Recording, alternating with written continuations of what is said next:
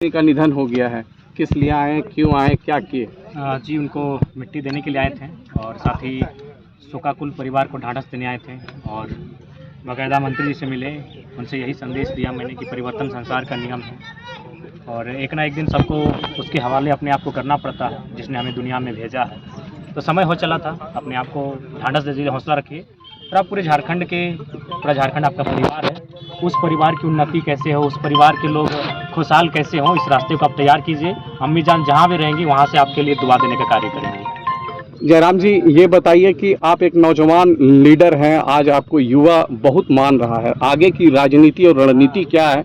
MLA चुनाव में क्या उपस्थिति होगी आपकी पार्टी की? देखिए, 24 वर्षों का झारखंड हो चुका है, लेकिन आज भी देख सकते हैं हमारे हिस्से की नौकरियों को, चाहे आउटसोर्सिंग की बात कीजिए, टेंडर की बात कीजिए या प्राइवेट सेक्टर्स की बात कीजिए, कहीं भी झारखंड के लोग अगर खोजने जाएंगे तो नहीं मिलेंगे।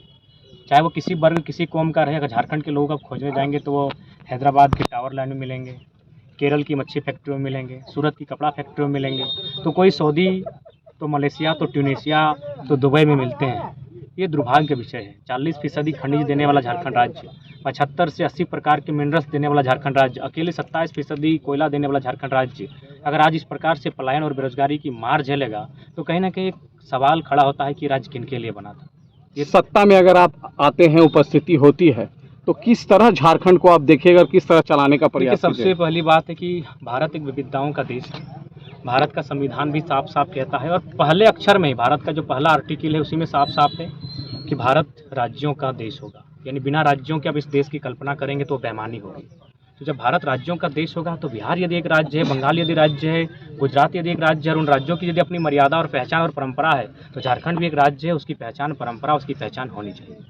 तो हम सबसे पहले स्थानीय नीति की बात करेंगे, एक मजबूत स्थानीय नीति बनाएंगे जो इस राज्यवासियों में एक अंतर लाए कि इस राज्य के मूल निवासी कौन है। देखिए, भारत की आबादी अभी लगभग 1.5 अरब के लमसम है, यानी 1 अरब 40 करोड़ के आसपास है और झारखंड की आबादी 3.5 करोड़ के आसपास लगभग। हम सारे 3.5 करोड़ झारखंड के लोग भारतीय हैं, लेकिन सारे भारतीय झारखंडी नहीं है। बस इतना सा फंडा को समझना है, सारे भारतीय झारखंडी नहीं है पर सारे झारखंडी भारतीय हैं। तो ठीक उसी प्रकार झारखंडी कौन है, इसकी पहचान है। एक स्टूडेंट से राजनीतिक सफर, क्या कष्ट लग रहा है कि कहाँ तक पहुँचने में कष्ट दिक्कत तो अभी है? भी है। कल 3 बोतल पानी चढ़ाने का काम किए, सुबह से सीने में दर्द, वोमिटिंग इत्यादि कई समस्याओं का सामना किए और आज फिर आज तो आराम ही कर रहे थे, लेकिन पता चला कि मंत्री जी की माँ का देहांत हुआ है। तो बोला नहीं, चलिए, विचारधाराएं भिन्न हो सकती है, राजनीतिक रास्ते अलग हो सकते हैं, लेकिन वहाँ का रास्ता सबका एक है।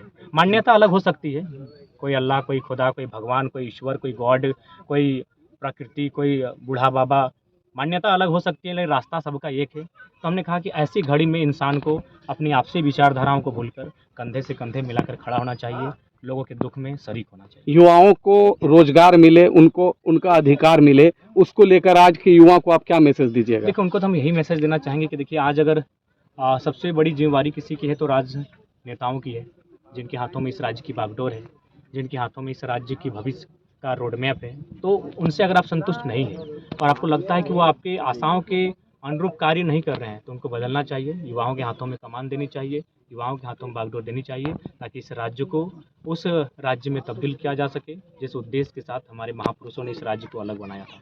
Thank you.